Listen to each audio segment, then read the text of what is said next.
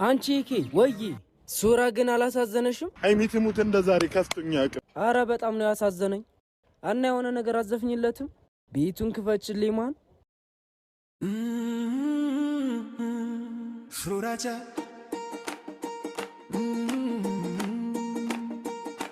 ሱራጃ ይሄንተብሩኝ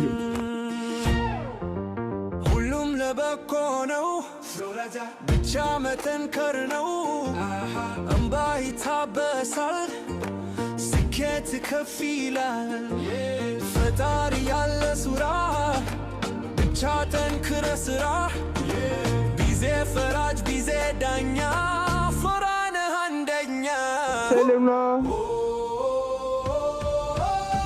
ሱራጃ ሱራ ሱራጃ ሱራ አጎ